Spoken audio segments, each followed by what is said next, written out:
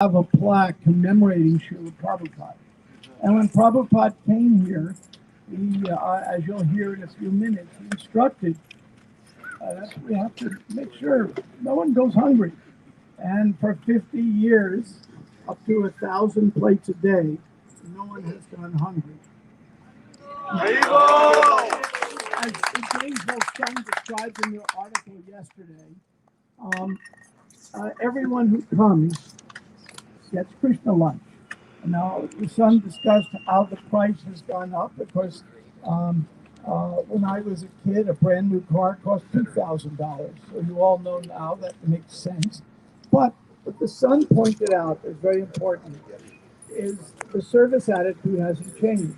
Everybody, if they give a penny or $5, they get the same meal. And as many of you know, many foreign students, this is their only meal of the day. They come, eat Krishna lunch, take their seconds home, and that's their dinner. Students are never up on time on this campus for breakfast, so that's an irrelevant point. As you can see. So let me go over what the program will look like today. We're going to have several. Prabhupada was here to speak about Prabhupada. We have Vijayananda Maharaj, Bir Krishna Maharaj, our old friend Dharma, and came from South Florida. Shamakund is here, I think. You weren't? Ah, okay. But welcome, Shamakund, anyway. I'm glad you're here now. Ananga Manjari would be speaking, but she caught a cold. It's not COVID, it's just an ordinary cold from a grandkid, but she didn't want to share the mercy with everyone. And so we will read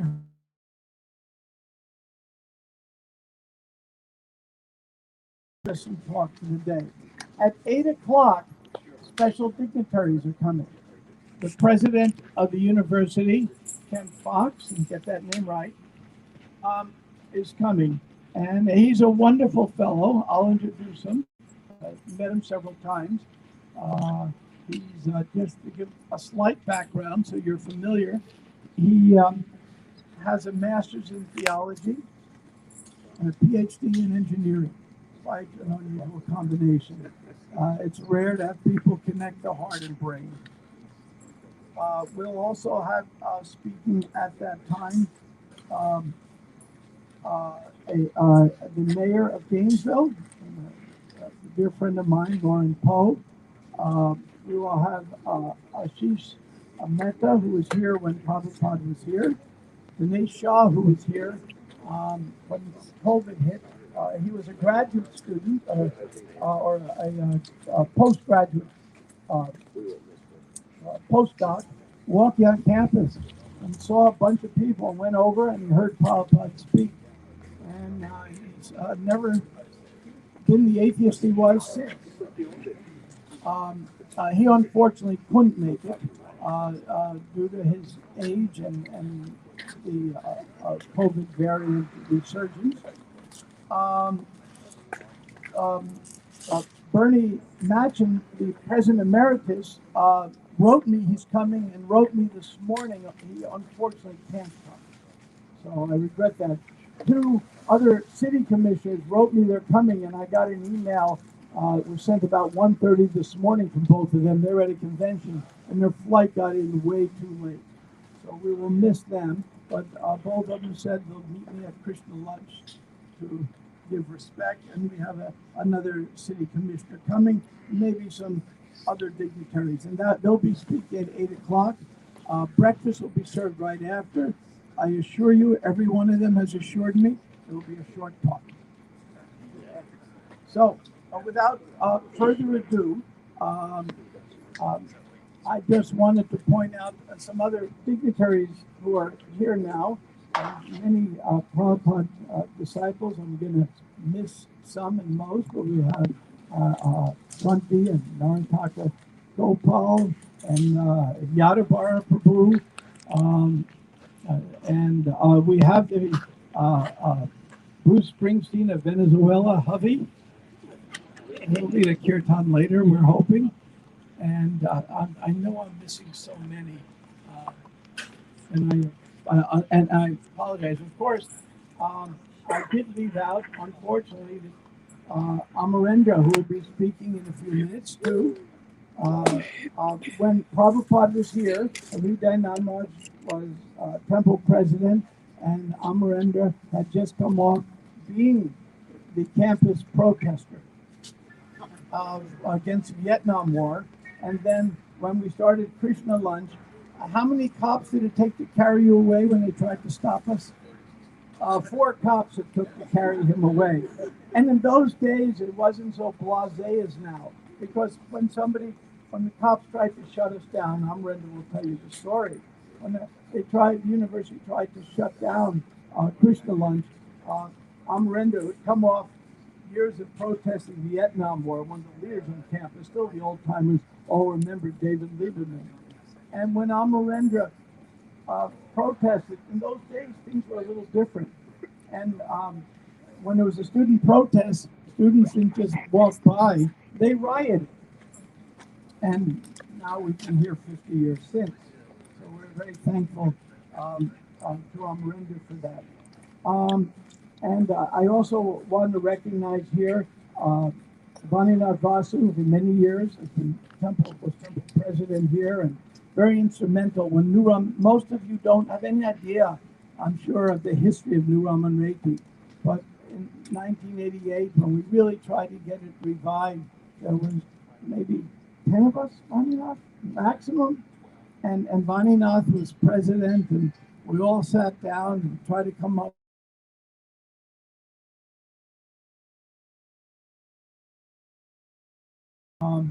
He would have been here, but though vaccinated, he was exposed to COVID. So he said he couldn't travel. He's in quarantine. When 1988, Vaninath Vasu was the president, when we came up with a plan, and we thought, well, maybe if this plan works, we'll get a few dozen devotees to move to New Raman Reiki. Okay. That plan didn't turn out exactly as planned. And we also have Nanda here, our former wonderful temple president of New Raman Reiki, and Pushkar Prabhu, the artist extraordinaire. And I'm sure I've missed others, but I apologize for that. And there's a Kuki sitting in back smiling. Okay, without further ado, thank you very much. We will begin with Hriday Maharaj, who held the umbrella over Prabhupada almost, within yards of the spot we're standing when Prabhupada spoke on campus. It started raining a little, as it might, and he held the umbrella. So we'll turn it over to Hriday Maharaj.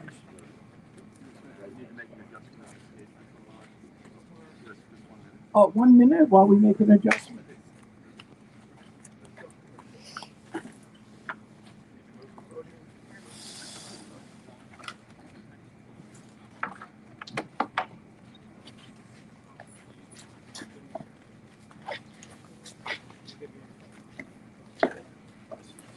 Oh, and I left out the organizer of the whole festival, Bhadra Prabhu. Thank you very much.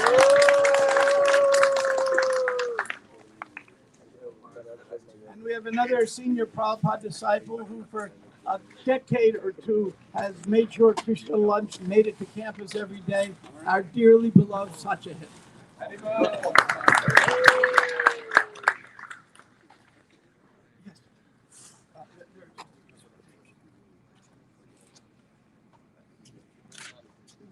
Yeah. Thank you.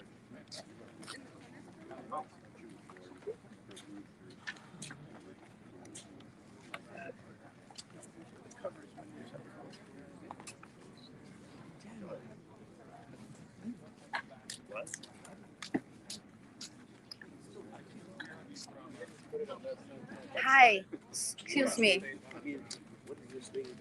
It's right in front.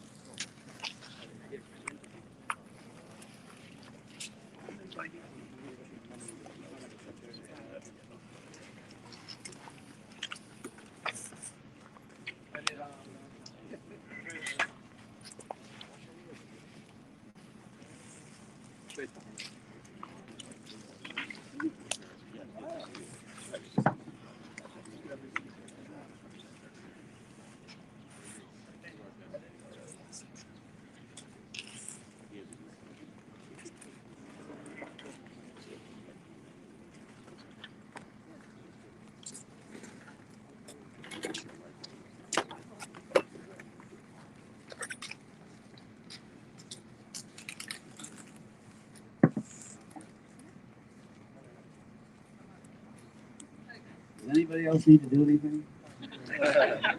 We need to worship you.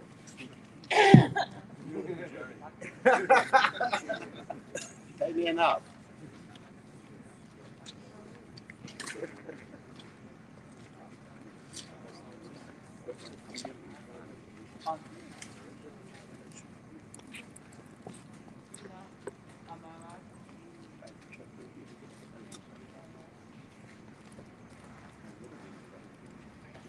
Anything else needs to be done?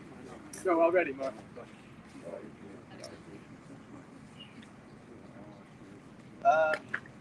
Leela? We did it afterwards?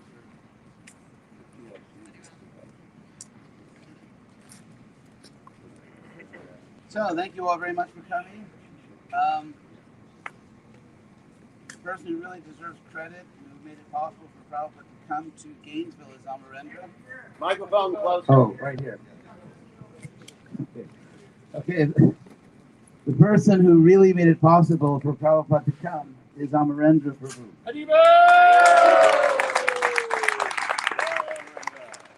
Amarendra combined two qualifications which in my school, Berkeley, would have been inconceivable. And that is, he was a student radical and he belonged to a fraternity. But somehow in Florida that was possible. So we had the idea of Prabhupada coming. We wanted Prabhupada to come. And so I wrote a letter to Prabhupada asking him to come to Gainesville. Prabhupada wrote back and he said he would come if the university gave a $1,000 donation. And of course, it's not that Prabhupada needed the money, but the university needed to show respect for a very important personality. So I turned to Amarendra, and because he had been a student actually, and he was, his fraternity had produced apparently a lot of people on the student activities board. I mean, the activities board of the student government. So he knew the people who would decide how to give out money for speakers. And so Amarendra went there. And as you know, Amarendra, you know, back then he was very shy and struggled to express himself. But basically, he went to the student, this committee of the student government that gave grants for speakers. And when they were reluctant to do it, he became like a lion. He started shouting at them. He said something like, "You give so much money for so many nonsense speakers." We spoke like that back then. And this is a pure devotee and so on. He glorified Prabhupada. And he was so angry, he was so insistent that they actually voted to give the money. So So it was actually because of Amarendra's great devotion to Prabhupada, his faith in Prabhupada, and his willingness to speak out boldly. That's why Prabhupada came. And so when I still remember Amarendra came back to the temple one day, that old temple on Southwest 2nd Place and Southwest 2nd Street. And he, with this ecstatic news that Prabhupada, that the university was going to give them money and that Prabhupada would come. So I immediately wrote to Prabhupada. There was no internet back then. And Hare Krishna temple couldn't make long distance phone calls. Just that back then, I considered maybe I couldn't do that. So then Prabhupada wrote back and said he'd come. A date was fixed. In those days, Gainesville, as Prabhupada described it when he arrived, this little remote place, so far from the birthplace of Mahaprabhu. So Prabhupada, there were no flights to Gainesville back then. So Prabhupada was in New York City. He flew to Jacksonville, and from Jacksonville, he flew to Atlanta. Devotees hosted him there. There was a program in the airport led by Balavanta, and then from Atlanta, he flew to Jacksonville, and we picked him up there. And we picked Prabhupada. I remember in those days there was no airport security in the sense of, you could just go right up to the gate and receive the passengers. So Prabhupada, I was very excited. I was temple president, so I went up to receive Prabhupada. Devotees were waiting in the car. And Prabhupada came to the gate, and there was always something just inconceivably special to actually see Prabhupada, and not to speak of actually personally hosting him. And so when Prabhupada came through the gate, I, of course, offered obeisances. And in my innocence, I will say, it didn't occur to me that Prabhupada had just gotten off just finished several hours of flying. And so he had to stand there and wait as I went through all of my piety.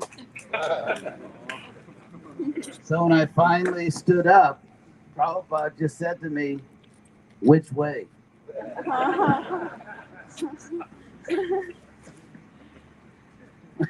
that itself is quite instructive.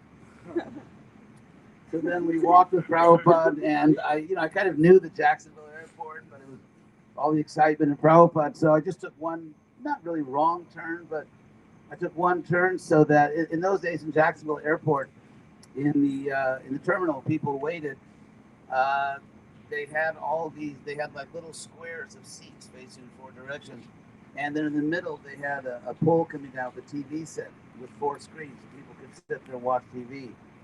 And I guess and not go postal in the airport. So anyway, because I turned a certain way and Prabhupada was walking right beside me, I actually walked right in front of one of the TV monitors. And so for just a couple of seconds, all the people sitting there were watching Prabhupada on the television screen. I thought that was very ecstatic. So then we drove Prabhupada to the temple, and he gave a talk. And perhaps I'll mention one other incident. Well, actually, let me mention about Prabhupada on the Plaza, since we are on the Plaza, because we're going to the site where the old temple was. It's no longer there, but the site is there. And that is, in those days, of course, the university was much smaller. The enrollment was probably less than half of what it is now. And it was summer, so we pulled up right over there. You could park then, actually. So we parked there, and Prabhupada got out, and we were walking toward the stage, which was actually set up a little bit that way, toward the center of the plaza. And there was a light summer drizzle, and I was so mesmerized by being with Prabhupada, I didn't think. And so my wife, then, Nanga Manjari, she came up to me and said, "Don't you think you should get an umbrella for Prabhupada?" Oh, yeah, sorry. That was an excellent idea.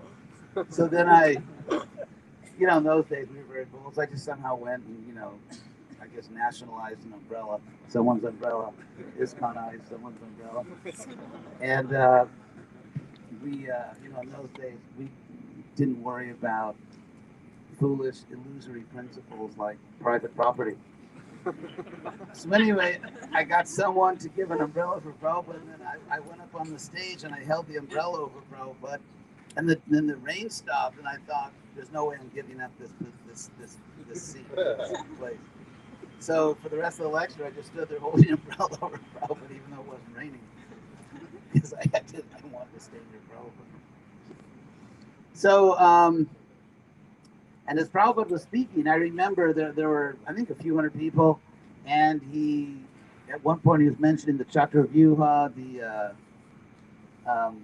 Vasudev, Sankarshan, Pradyumna, Aniruddha, and I was thinking, well, I'm not sure the students will actually grasp this theology, but I can see that Prabhupada's purity was a real point. So, there are many, many stories of Prabhupada here. And do I have time in a minute? Please. Prabhupada was very selfless when he came here. Oh, I want to show this. This is a booklet that, actually, I want to thank Bhadra Prabhu. Bhadra Prabhu very kindly agreed to manage this festival.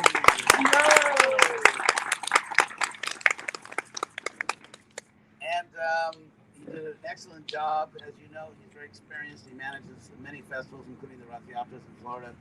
And he selflessly worked very hard to bring this festival together. So Prabhupada was very selfless. He arrived, he gave an arrival address. I have to mention one little incident from the arrival address. There was a girl, reporter from the campus newspaper, and she was obviously trying to sort of get Prabhupada, trying to find some fault. With what? Oh, the Gainesville Sun. Oh, thank you. Hey, those are your grandchildren. Haribol, nice to see you. So, I'm sorry, the Gainesville Sun. And so I remember she said to Prabhupada, sort of in a critical tone, why is it that we only see young people here in this movement? So Prabhupada was the best counter puncher I ever saw. You know, if you know anything about martial arts, that, like say in a boxing match or any kind of martial arts thing, when you go to attack the other person, you actually become vulnerable. You know, because usually you got your hands up, and so when you go to attack, that's when you can be counterpunched. And Prabhupada was really expert at that. So when she said, why do I see only young people here? Prabhupada immediately said, why do you have young people in the university? Why are there just young students? And I remember she was so startled that somehow I remember this detail. She dropped her pencil. Pencil dropped her around the world. So she dropped her pencil because she was just like, it's like you go to punch and boom, suddenly you take it on the chin. So then, and she was struggling for an answer. So she said, well, that education is for young people. And Prabhupada said, yes, therefore Krishna consciousness is for young people. Because it's the highest education. And Amarendra Prabhu also built the Vyasasana, which, he was really, Amarendra is a solid guy. The way I put it, he built a Vyasasana that was so heavy and solid, I thought it could withstand a direct nuclear strike. It was this heavy Vyasasana. It's a little gothic, dark blue. So anyway, so Prabhupada gave an arrival address, and we escorted him to his room, and we had Sri Dhamma there to cook for Prabhupada, didn't we? Lima bean? Yeah. Anyway, or Ananga. And so then at noon, the Plaza program was around noon. And then that evening, the book. Yes, here actually is the Vyasasana built by Amarendra. Here's a picture of me holding the umbrella over Prabhupada. For those of you who are mutants, you can see this. But for those of you who aren't, we have a lot of these books over here, so please get one. This is after Prabhupada gave the Plaza talk that evening. I think Amarendra must have arranged the TV show. Yeah. Amarendra, because he'd been a student doing all this. There was a campus TV station, which in those days was way, way to the west, over by the agricultural field. It was a football stadium. What? It was in the football stadium. Yeah, but I remember we drove up. It was kind of like outside. Right. So I remember Prabhupada's driver, Aja, he drove up because it was like, what time was it at night? 11:30? 9 o'clock. 9 o'clock? Yeah. I thought it was later. We got back later, but I think it was 9, But anyway, it was 9:30. 9 o'clock at night on a university campus in the summer, way out in the athletic park. There's no one there, and just save your life. You couldn't have found another human being in that area, within hundreds of yards. And yet, when the driver pulled up right next to the door for Prabhupada, Prabhupada said no, and he pointed to a sign that said no parking. So then, you had to back up and park in a legal spot. So we went in, and Prabhupada was interviewed. It was a great interview, and somehow the BBT published that interview. It was a TV interview. BBT published it in a booklet called Transcendental Broadcast. The next time, if we ever print this again, we should put Transcendental Broadcast. It's called Transcendental Broadcast. And so I requested Bhadra to get this reprinted for this festival. So this is a reprinting of a BBT booklet. We got permission from the BBT. It was called Transcendental Broadcast. It's in the database. This is the Prabhupada's interview on the university television station in 1971, which was the same day as the Plaza program. So then, and there's me holding the umbrella. I mean, you can easily recognize me because I haven't aged at all since then. That was a mere 50 years ago. I'm from Los Angeles, which is the cosmetic surgery capital of the world. So anyway, we got back very late from the television interview. It was like near midnight, and then we had to do initiation. So Prabhupada was so merciful that he just stayed up. He didn't go to bed. And we went into his room. Amarendra remembers very well. Dharma, were you there? Do you remember that room? It's the only room in the house with a rug. And we were so conservative. We were so naive and innocent that when I came to Gainesville to be president, I'd never seen a Hare Krishna temple with a wall-to-wall rug. And when I arrived there to be president, the devotees were vacuuming that room. And I remember very clearly, I thought, are vacuum cleaners bona fide? Because anything we hadn't seen in the temple we joined, is that bona fide? So I was thinking, is this temple a little loose because they have a vacuum cleaner? Anyway, so Prabhupada stayed up in his room. I think, did he have his shirt off? Yes. Yeah. Because I was so much just absorbed in trying to do my duty as president. I don't remember that detail, but there was no air conditioning in that room, was there? And that was July 29th in Gainesville, Florida. So I'm sure you understand. So Prabhupada stayed up. He initiated my wife at the time in Angamanjari. And then I think Amarendra, you got second initiation? First. Amarendra got first. And so in those days, we didn't say Bhaktin, Bhaktin. Bhaktin, by the way, is not actually a word in any language except ISKCON. But so David Prabhu. Remember that? David Prabhu. That was Amarendra. So Elaine Prabhu was my wife, and David Prabhu, who's Amarendra, got initiated. Pure Krishna. Were you initiated then? No. Bhagavad got initiated also. Bhagavad got initiated. Gayatri. Gayatri, I remember his wife, very, very devoted soul who passed away several years ago. Because Pure Krishna is going to give his realizations, and we have a pact where I'm not going to make fun of him, and he's not going to make fun of me, right? I didn't hear about that pact. So anyway, so Prabhupada stayed up. He gave initiations on Amarendra and Hare Krishna. We talked about that in Dharma. I'm sure remembers many things that I've forgotten. So that was Prabhupada's visit to Gainesville. I'll tell you one last story because it's at my own expense, and I can just plead insanity on grounds of youth. But when Prabhupada's going to leave the next day, we're going to drive Prabhupada back to the airport, and suddenly I had this very devotional but not altogether rational thought that Prabhupada's going. When Prabhupada got in from an airport, he arrived at an airport. Of course, he would just come to the gate. Like I said, in those days there was no security. We'd go right to the gate. We just escort him to a car. But when Prabhupada was leaving, I'd never been to an airport that Prabhupada was leaving from. I'd actually never done that. That was 1971, and so I didn't know much about it. So I just thought, oh my God, Prabhupada's gonna have to sit in the departure lounge, and he's gonna have to sit in a seat that trigger warning. I'm gonna throw the K bomb. That Carmi sit in. So anyone needs a safe space because I'm using the language back then. So it's I don't think I'd ever seen Prabhupada sit in a Carmi, a seat that non-devotees had sat in. I didn't know, so he's a pure devotee. Prabhupada's a pure devotee of the spiritual world. So,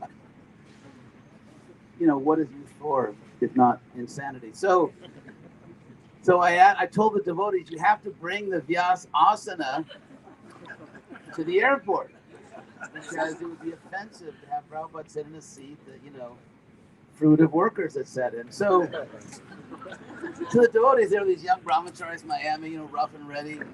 That was the old, elegant Hare Krishna style. They shaved on one side of their face. And, they were from Miami, so they didn't, bother with unnecessary luxury like shirts. They had dhotis and a cape. So anyway, I'll finish up this story. So this Vyasa, like I said, Amarendra had built a Vyasasana, which was, my God, I mean, it was really heavy, solid wood. And so I go with Prabhupada to the airport, and Jacksonville Airport is a very long corridor. So we're walking down this long corridor to the departure lounge, and I look ahead, and there's no Vyasasana because we'd sent the brahmacharis ahead. But, for brahmacharis in those days, anyway. So Wait a second. It wasn't our fault because the Vyasa-san stuck out halfway in the traffic to the next lane of you were in the traffic. vehicle carrying the Vyasasana. I was carrying the Vyasa-san. It stuck out halfway, so we couldn't proceed very quickly on the road. Okay, that's a very important historical detail. And all future historical accounts will reflect this new information. So anyway, but you weren't carrying it. Yeah. Oh my God. So anyway, so we were in the departure lounge, and then we hear this commotion, and then from our point of view, we look way down this corridor, it's about 3 miles long. We look down this corridor, and here the brahmacharis carrying this absurdly heavy Vyasasana. Running. They were running. Well, they would run a few steps, and I remember they would crash down the floor, they'd pick it up again. It was like something on the Monty Python movie about Roman slaves. And so they would move a few steps, and then they would come crashing down. And so after a few minutes, basically everything in the airport stopped, and everyone was just looking at this spectacle, this never before seen spectacle. And so finally they got up to Prabhupada, and Prabhupada was as astonished and appalled as everyone else. Prabhupada was looking at it like, I do not believe this.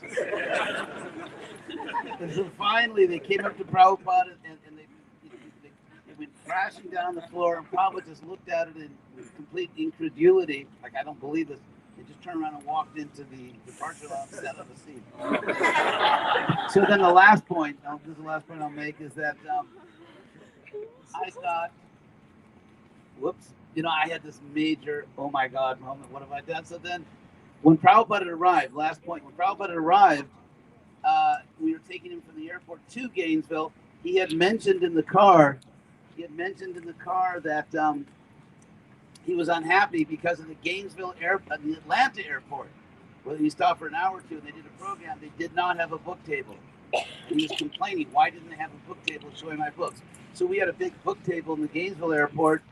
And after that very embarrassing thing, instead of going into the lounge with Prabhupada, I just picked up a few books, and Ananda, my wife, she picked up a few. We just started distributing books. And everyone mentioned, all the devotees mentioned, it became a very famous story for many years in ISKCON, that Prabhupada was just watching us distribute books. Not the devotees sitting in front watching us distribute books. Anyway, then Prabhupada flew off. Thank you very much. Thank you all for coming to the festival. Please.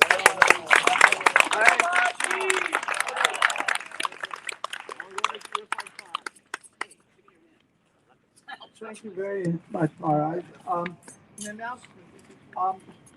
Some of our talks this morning may be somewhat abbreviated because our guests are coming. Tonight, we will have at 6 to 8 o'clock, there will be a live stream of stories from the original times. You wouldn't want to miss it.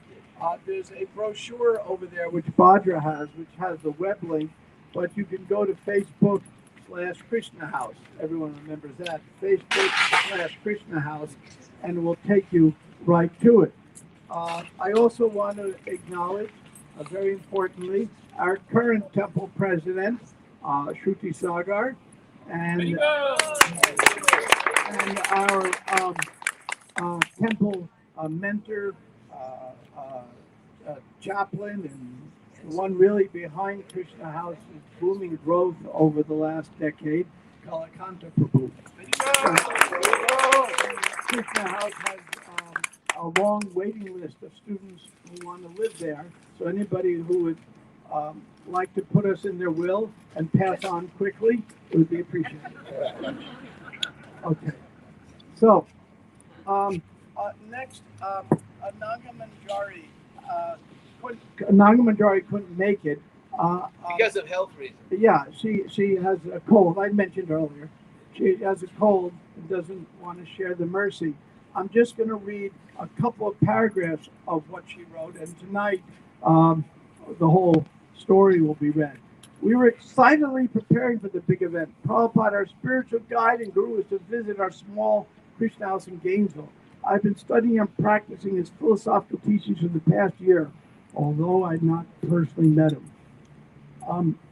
I went down on the ground when he came to offer my respects. As soon as I got up, he was already in our temple room, looking at our kitty corner altar where a raw painting of Panchatattva presided. The artist was our resident dear god sister Gayatri, who was the best cook around. As he gazed at the painting with deep love, I saw a golden light emanating from him through a white halo of incense. At first I thought, wait, I didn't like that much incense, did I? Then I realized a special gift to give us a moment of glimpse of him in the light without the screen behind us. Another thing that stood out for me in his talk was when he mentioned how anyone who thinks of Lord Krishna at the time of death will go to Krishna. He told a story about his disciple, Kartikeya, whose mother challenged her son on her deathbed. Where is your Krishna? Is he here now? Prabhupada leaned forward to just where I was sitting. It appeared to me that he looked right in my eyes, he said, and so she went to Krishna. This is stated in the Gita. It affected me in a moment I always remember, although at the time I didn't know why. Many, many years later, she tells the story when her own mother was dying. A few days before she passed away, she asked me the exact same words, but with innocent sincerity. Where is your Krishna now? Will he come and help me? I assured her he would. Her last words were the Maha Mantra, and she passed on. And she remembered Prabhupada's words. So there'll be more tonight.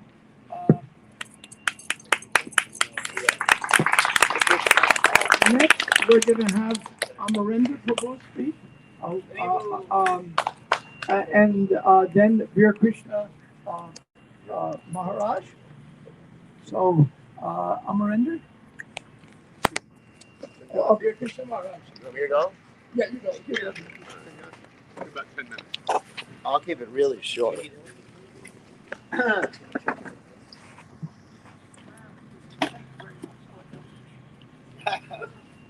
Profiteer that just kicked me off. So I'm going to keep it short because I'm hungry. But anyway, so Om Ganat Timirandasha Gananjana Shlakaya Chakshur Unviritam Yena Tasmai Shigareda Maha. I offer my respectful obeisances unto the lotus feet of my spiritual masters, divine grace, A.C. Bhaktivedanta Swami Srila Prabhupada, who's kindly opened my eyes with the torchlight of knowledge while I was blinded in the darkness of ignorance. So first I'd like to express my thanks to Amarendra Guru, who was sitting there. He actually was the first person who preached heavy to me. But my first experience with Amarendra was years before Prabhupada came, when he had a preaching center, I think it was off in this direction, as a house over there. And I took prasadam at Amarendra's house, and his wife Gayatri cooked at that particular time, and I was overwhelmed with the taste of prasadam simple, dal, rice, chapatis, and it was just made my life successful.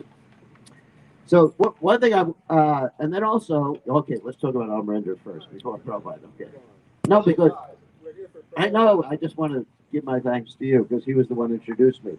So the first time I walked in the temple, he preached so heavy to me. He told me the story about the she jackals vomiting fire, and I thought I got to stay away from these people. Telling you this coming. So this is part of Prabhupada's story. So I stayed away from the Hare Krishna movement for about 2 years after that point. And whenever I saw the devotees driving around, I think 1 or 2 years, I would head in the opposite direction. But then something happened. I got the information that Prabhupada was coming in a week.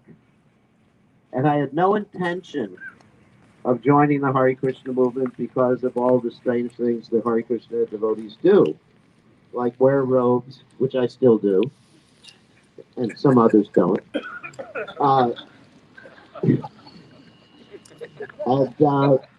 And bald heads and everything like that. I was a member of the hippie generation, long hair in all directions. Rita Nandamars used to say that he couldn't see me until I shaved up. He said, "Oh, that, finally I see you." So what happened is it was a week before Prabhupada came, and the energy of Prabhupada's impending visit was so intense. Just a week before Prabhupada came, even before Prabhupada showed up, the potency of Srila Prabhupada was so intense that it just hypnotized me and got me to walk to the Hare Krishna Center and say to Hridayananda Maharaj, "Can I join?" I remember that. You remember that? And he said, "Yes, but you got to shave all that off." In fairness to myself, he was sort of like a young Jewish Jimi Hendrix. I had an afro. So then, by Prabhupada's potency, we joined the Krishna consciousness movement 1 week before Prabhupada came. But it was by Prabhupada's potency that we did this. So then, fast forward to Prabhupada coming, I had never met Prabhupada before personally, but I had heard Prabhupada on the radio chanting the Hare Krishna Maha Mantra 2 years before, which actually introduced me to the Krishna consciousness movement and started my spiritual path. So then, Prabhupada arrives at the temple, but before Prabhupada arrived at the temple, Rita Nanda Maharaj wanted us to have an amazing reception for Prabhupada. I didn't go to the airport. One of my godbrothers, Ajay Prabhu, drove the car. And he told us, "You collect lotus flowers." So the only place where there were real good lotus flowers was Lake Alice. And I don't know if any of you know that Lake Alice, at that time at least, had alligators in it. Still does. So Rita Nanda Maharaj told us to go into Lake Alice and collect the lotus flowers for Prabhupada. So he was so determined. This is glorification of your devotion to Prabhupada. No, he wasn't devoted enough to go in himself. Just the sacrifice of poor brahmacharis. So I actually remember the alligators with their noses sticking out of the water as we were collecting the lotus flowers. So Prabhupada comes, and then he arranged, Rita Nanda Maharaj arranged that when Prabhupada came into the temple, there would be flowers from above too. You remember that? From the second floor. And so Prabhupada was showered with these flowers. He walks in the regal gate. And one thing that really struck me is that even before he entered the temple room, there was a picture of a deity. What was that deity? Nanda Maharaj, you remember that deity? There was a picture, I think, was of some deity in India. And Prabhupada offered obeisances, like basically flat out to the deity. We were so impressed with Prabhupada's dedication, even to a picture of Krishna. Amazing. So Prabhupada walks in the temple, and Rita Nanda Maharaj talked about the amazing Vyasa-san that Prabhupada sat on.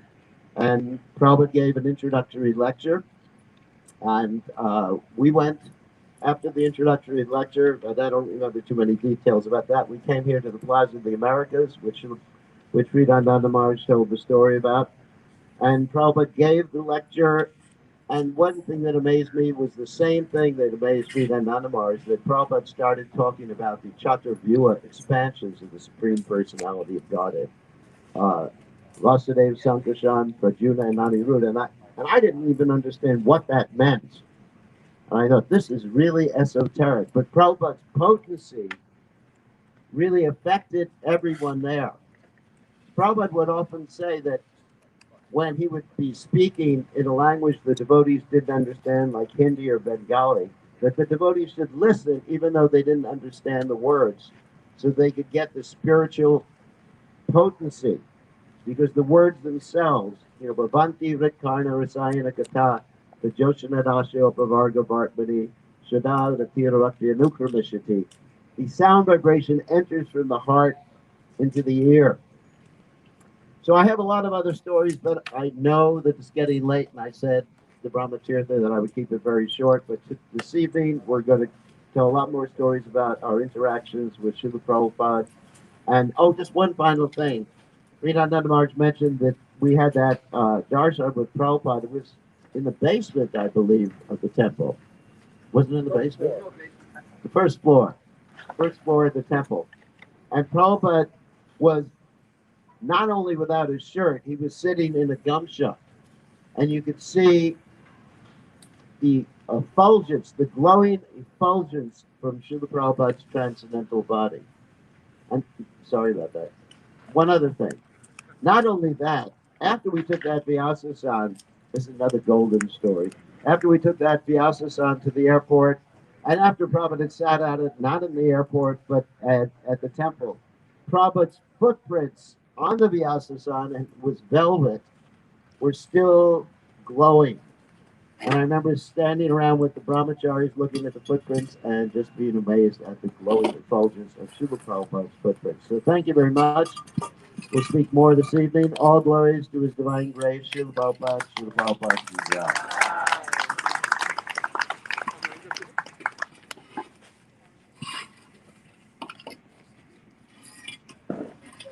Introduce Amarendra. Oh, you want me to introduce? Okay. I will introduce Amarendra Prabhu. He is my old friend, and he used to preach out here at the Plaza of the Americas in the same mood as a student radical would preach. In other words, very, very strong, heavy preaching, determined, with great faith in his divine grace and his divine grace to the Prabhupada. So I owe so much to Amarendra, and also to Amarendra's wife, Gayatri. It was by her cooking, by her prasadam, that I was convinced to stay in the Krishna consciousness movement, in spite of all the heaviness that went on. Actually, one final story about Amarendra before he goes on, is that after I saw Prabhupada, I actually wrote a letter to Prabhupada immediately asking him for initiation. And when Amarendra heard that I had gone over his head to ask Prabhupada for initiation, Amarendra almost killed me. He was chasing behind me with a mop as I was sweeping the floor. And he said, "How could you do this? How could you go over my head and approach Prabhupada?" Yeah, I knew that. So, thank you very much. Amarendra.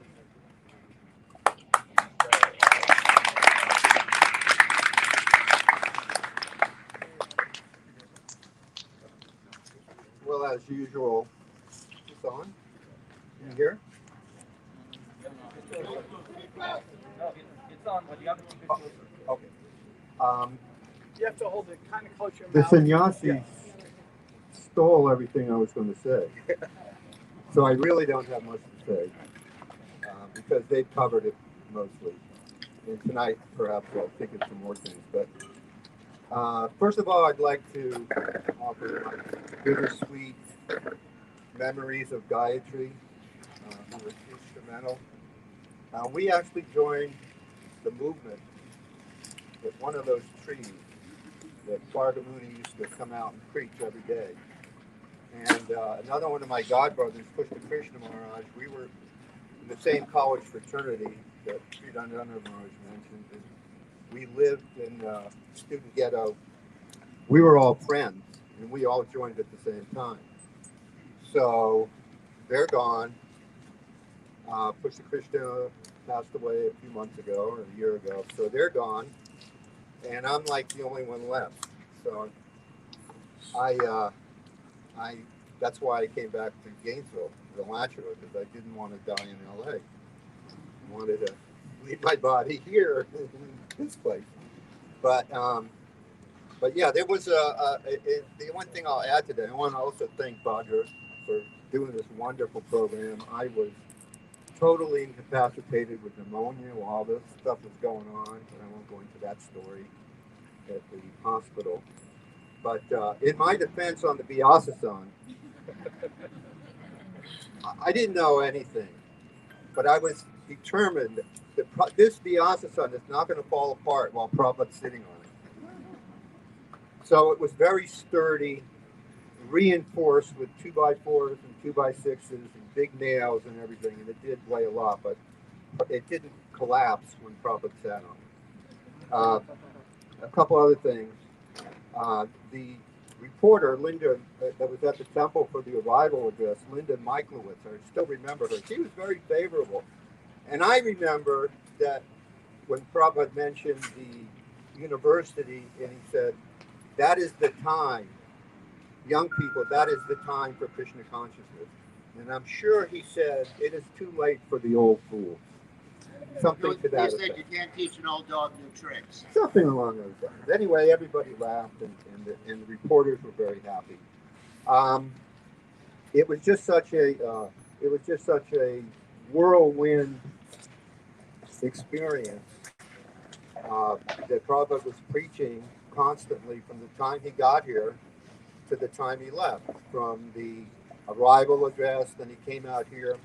And even though it was, I believe it was the 6th chapter of the Bhagavad Gita that he was lecturing on, I didn't understand anything he was saying. And I was thinking to myself, well, how are these students going to understand this? But after the lecture, so many students came up to me and said, that was the best lecture I ever heard. They were just totally blown away by that. Then later on at the airport, that story that Sridhar Maharaj mentioned about the books, I had worked my way all the way up in the crowd to Prabhupada's feet, lotus feet. I was sitting right there, and I said, okay, now I'm the stage. Because I'm right here at Prabhupada's feet, at Prabhupada's lotus feet, and this is the place to be. And then when Sridhar Maharaj and Nangamacharya started distributing books to the people in the crowd, I noticed I was sitting right there, and Prabhupada just looked at them, and he did not take his eyes off of them the entire time that he was here. That he was left in the airport. He just watched them distributing these books. And that also taught me something very important. You want to please Prabhupada, distribute his books. The initiation, the lecture at the university, I'm going to wrap this up in a minute, was you got to read this transcendental broadcast is really a primer on how to preach to Christians, essentially. Because this moderator or interviewer, he was desperate to have Prabhupada on his show. He had an interview show, and he was calling me every day when he heard Prabhupada was coming. Please get him on my show, please, please. But he tried to get Prabhupada to say something provocative. Oh, why? Aren't our religions good enough for you? And you're trying to get rid of Christianity and all our religions. And Prabhupada would not take the bait. He said, no, you can chant any name of God. It doesn't matter. I am here to spread love of God. Whoever you call God, that's fine. So he couldn't get Prabhupada to slip up or say something provocative. And every time that he would say, Prabhupada would respond, we were behind the cameras, and he would just kind of glance over with a little smile on his face. And the lights were reflecting in his eyes. He had a little twinkle in his eyes because he was teaching us. This is how you do it. This is how you preach. So, and then afterwards, when he left, I was also looking at the Vyasa-san to make sure it hadn't been damaged at the airport. And his impression was still on there.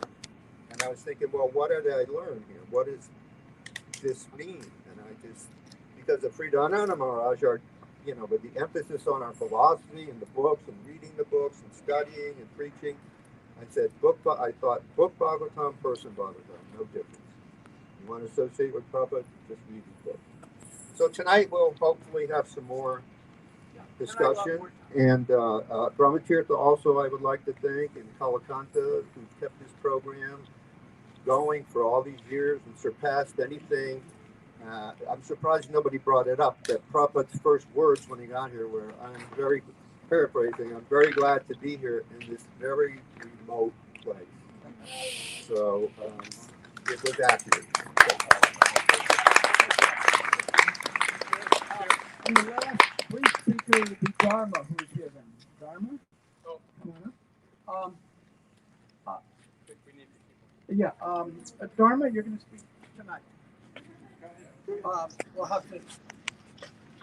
Dharma, you speak for just a minute while the folks are coming on the stage. Okay, come on up here. We'd like to invite President Fox to come to the stage. Mayor Poe. Who else among our invited dignitaries are here that I might have missed? Yes, Dharma? I'll speak while we put him on the stage.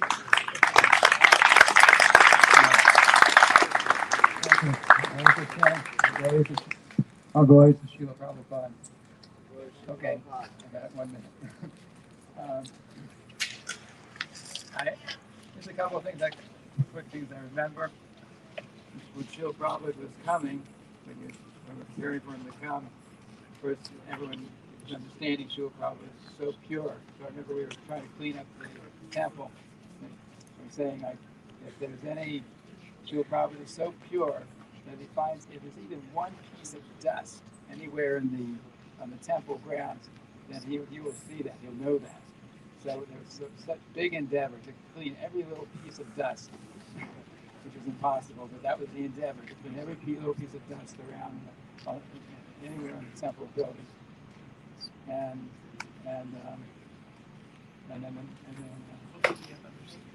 the other little quick thing I remember, I was I'd moved into the temple. I'd been chanting for some months as a student. So I was coming every day and chanting, but I was chanting 16 rounds. And then I moved into the temple early July.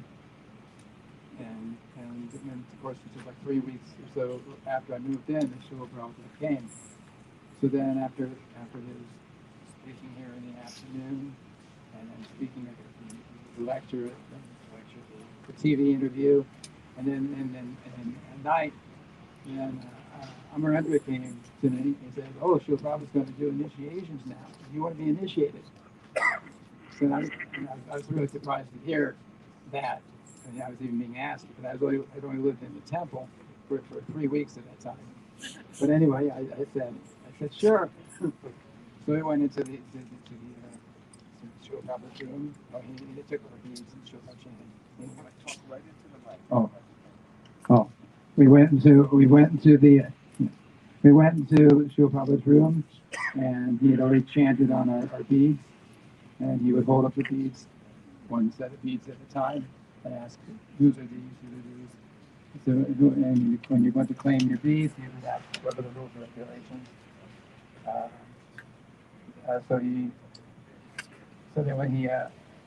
when he came to me, so I decided the rules and regulations, chanting around and following the principles, and then he said, your name is Dharma Das. That means one who is a strict follower of all religious principles. He gave an explanation of each name as he gave it. And then I was so nervous, I was shaking.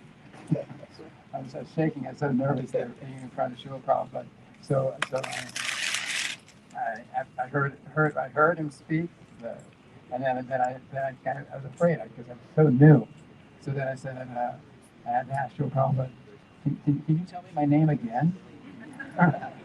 Because I was thinking at the time, if I didn't get it right now, I would never know what my name is.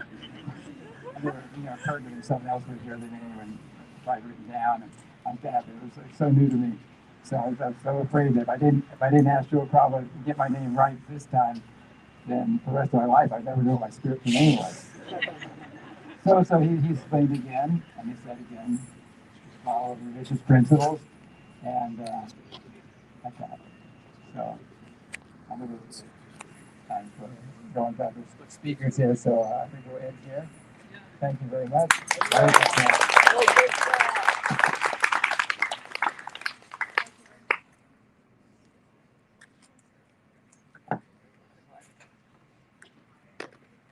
Okay, so as we get to the conclusion of our ceremony,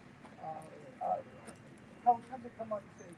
Kalakanda, as you know, um, really brought Krishna House to the next level and started our seminary program in which the students are trained in not only the philosophy of the Bhagavad Gita, but trained generally to think, to become critical thinkers and question and doubt. And after that, we wonder why they stay, but we want to make them thinkers. And he's been expert at bringing them to really the level of critical thinkers. And that's why there's students who are anxious for the alternate lifestyle experience. There's a waiting list who say, let's try Krishna House, where you don't have to become one. Yes, Prabhupada said, stick with your own religion, that's fine. But come to a higher standard of character development. And he's done that with dozens and dozens of students who to this day are very grateful. Some years ago, when it came time to remodel the Plaza of the Americas, we reached out and to our tens of thousands of alumni from Krishna Life, and we raised $250,000 to contribute towards remodeling the Plaza of the America. It was our chance to give back, and President Fox came and inaugurated the plaque. A copy of the plaque is right here. The original plaque is over in the corner of commemorating this day 50 years ago when Prabhupada came. So we are very happy to give back to the University of Florida, giving us the opportunity to take care of their students. And now I'm going to introduce, and I'm very honored to say, a friend of mine, a very wonderful, wonderful person who has an impossible job. Lauren Poe, the mayor of Gainesville. Here is this 6 years city commissioner.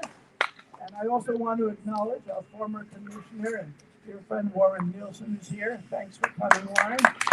Really appreciate it.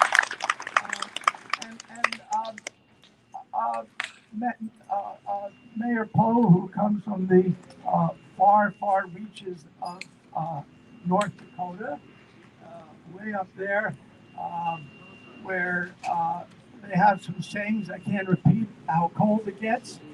And he's still thawing out in Florida. He has a wonderful, wonderful wife and two beautiful daughters. And I just retired after teaching government and economics for many, many years at Santa Fe Community College. And as mayor of Gainesville, there's many challenges in this day of social media where the like button determines what is right and what is wrong. With very little discretion, he has to deal with all these contentions. And he deals with it with grace, with dignity, and a patience that I do not understand. And he's just a dear person whose values truly, and I say this from the core of my heart, truly represent the very, very best values of the city of Gainesville. So I'm very honored to have him here. When we had our science conference 2.5 years ago, the opening night at the Harn Museum, the Consciousness in Science Conference, the intersection of science and spirituality. He was also our lead-in host. So he's done many wonderful things for us. And without further ado, I give you Mayor Poe. Please give him a warm welcome.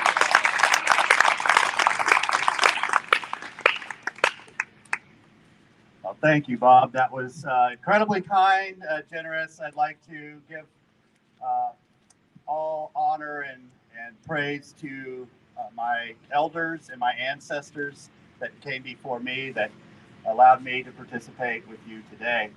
And I'm just going to tell a couple quick anecdotes about what the Krishna community has meant to me and what it's meant to Gainesville, I think, writ large. When I grew up in Gainesville, I moved here between my 5th and 6th grade year. And when I got to be a little bit older in high school, I attended Gainesville High School. One of our big highlights, so we could feel like a little bit older and a little bit wiser and more connected, is when we had days off at Gainesville High School. The thing that we always made sure we did was come down to the Plaza of the Americas and have lunch with the Krishnas. It was such that we looked forward to it, we celebrated it, and we really felt like we were part of a much larger global community.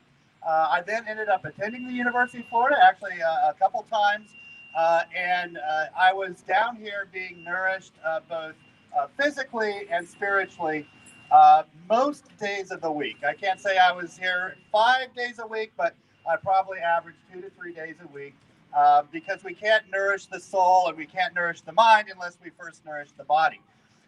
And I always, and all my friends and colleagues, always enjoyed so much coming down here and sharing in the community because it opened us up to a much larger world. And I believe firmly with all my heart that if the Krishnas had not come to Gainesville and had not set up their outreach and their campaign of both spiritual and physical nourishment right here, the Plaza would not have drawn the diversity of thought and of people from around the world, and would not have exposed people like me to such broader concepts than I grew up with in little old Gainesville, as we heard from one of your speakers earlier, in the middle of nowhere, that you originally chose to come and bring your grace. And so you have so much enriched our community. This is the epicenter right here of where your love and your peace and your grace has radiated out into our larger community. It's been 50 years. In fact, you started about 6 months after I was born. And I look forward to the next 50 years. And there's going to be some poor fool that chose to run for mayor and going to be speaking on this spot another 50 years from now for the 100th anniversary. And that's going to be a beautiful day. So thank you so much, Paul. Thank you all. Thank you. Thank you very much, Mayor Poe, Dr. Fox. I would like to say namaste. Namaste is a traditional Indian greeting which means I honor the light within you. It is also a very handy greeting during this persistent pandemic. Avoid the handshake. Namaste away.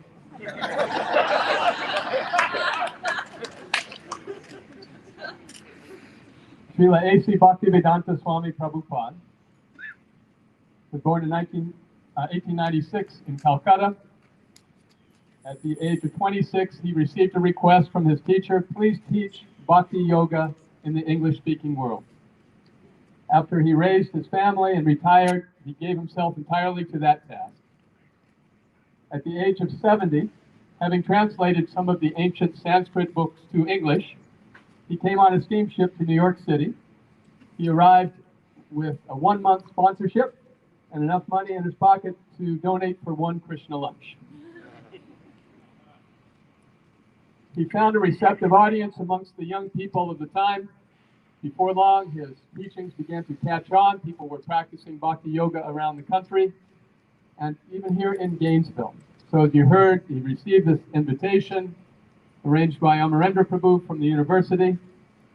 He came here on this day and spoke near this place. He addressed about 400 or 500 people. He then went to the WUFD station, as we've been hearing, and gave this interview, which is recorded in this book. In that memorable interview, he made 4 interesting points I'll share briefly. First, the interviewer said, "We have so many religions in America, why do we need yours?" He said, "We teach Bhakti Yoga, which means unconditional love of God. That's common to all religions." He asked, "How do we tell your true follower?" Srila Prabhupada said, "My true follower is a perfect lady or gentleman." Then he asked, "Well, how come so few people are taking up what you have to teach?" He said, "When you're selling diamonds, you don't expect many customers." And finally, he asked, "Are you encouraged or discouraged by your reception?" He said, "Oh, I'm very encouraged." He then asked his students here to begin this daily festival of sharing sacred food and performing sacred music, which is so critical and crucial to the practice of Bhakti Yoga. And that, thanks to so many of you here, has gone on unabated for now 50 years. It is a real milestone, this 50th anniversary, but we're really celebrating Srila Prabhupada.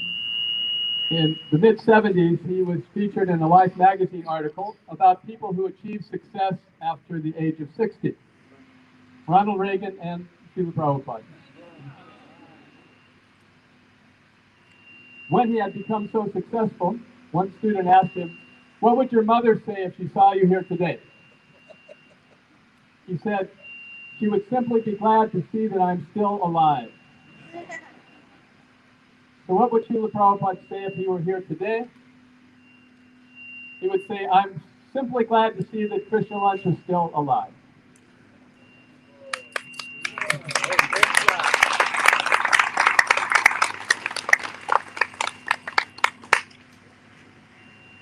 I would like to conclude by thanking those who are today carrying on the tradition. As Bob mentioned, we have a seminary here in Krishna House in Gainesville. And this provides the opportunity for young people to study this Bhakti Yoga practice and be part of this thread, which is this unique thread, which is interwoven in the Gainesville community and the UF community. So if I may, I'll take a moment and just ask all of the current students of the Bhakti Academy in Gainesville to please stand up and be recognized for carrying on the tradition. Please, just for a moment.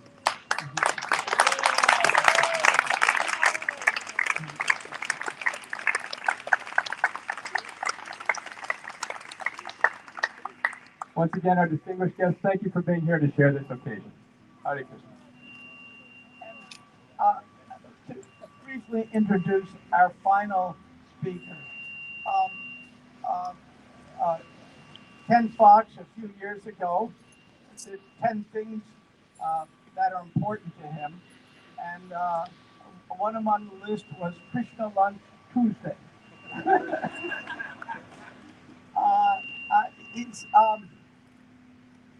He lived all over Alaska, Miami, ended up being the provost at Cornell University.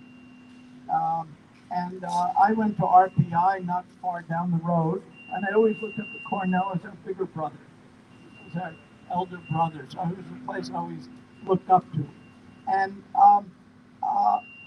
when I first met you, Dr. Fox, I understood right away your degree, because you have a master in divinity, theology, and a doctorate in electrical engineering and computer science. And I understood that we had a president here who has the heart of a theologian and the brain of an engineer. And it is so rare to find people that can combine hearts and brains together. And you had some hard acts to follow coming as president. President Emeritus Bernie Matson wants to come and wrote me this morning, something came up, and you had President Lombardi, some hard acts to follow. And you've done an extraordinary job.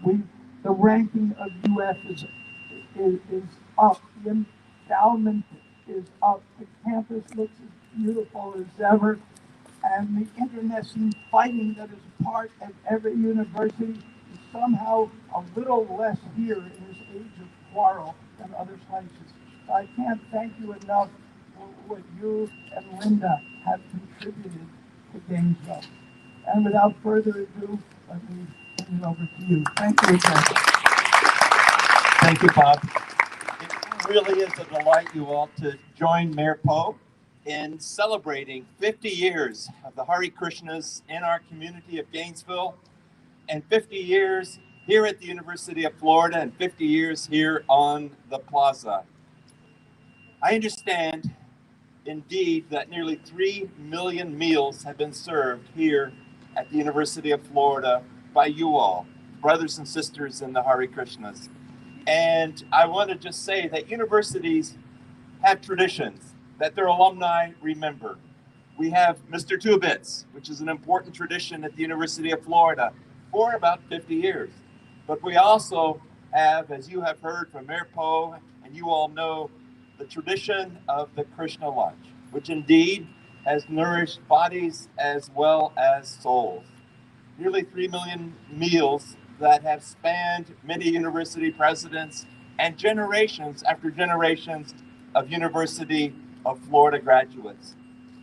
As you all know, a contribution was made, a significant contribution, to making this plaza even more beautiful. And you all can see what that is today. And I'm so grateful to you all, members of the Hare Krishna community, for donating back this plaza that is your plaza, that is shared by every member of our community, where the lunches are served. And I'm so grateful that you all have done that and made it a beautiful environment for lunches, for discussions about theology, for discussions about politics, for just being together with one another and loving one another. I'm public about my personal faith, and I encourage our students, I encourage our faculty to do the same, to celebrate not only their own faith, but to think about others, to understand other faiths, to explore other faiths, both in understanding, but also in practice. And Hare Krishnas, you all contribute to that at our university. You make our university stronger by your visible presence and by the fact that you are here and our students get to know and learn about you all. Some of them study, some of them are a part of your community, but whether they're just eating the lunch or whether they're in the seminary, you all make us stronger. And I'm just so grateful for that. And as Mayor Poe said, we're looking forward to the next 50 years. Congratulations on the past 50 years. Thank you so much for the way you contributed to the University of Florida, to the city of Gainesville and our community. And indeed, we look forward to the next 50 years. Thank you all. Congratulations.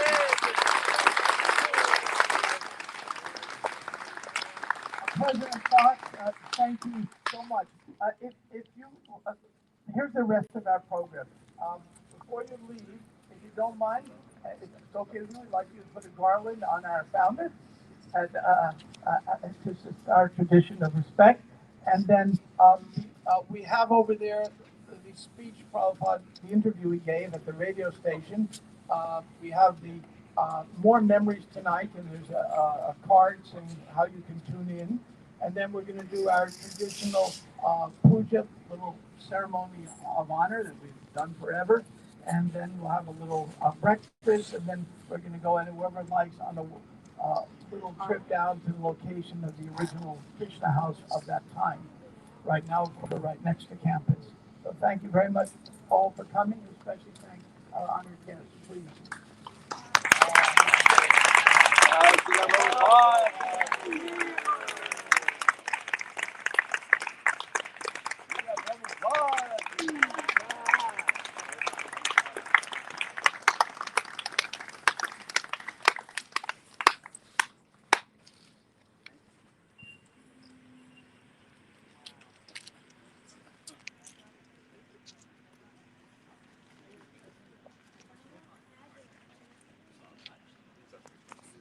Oh my God. I can't see because it's so bright. I see you also.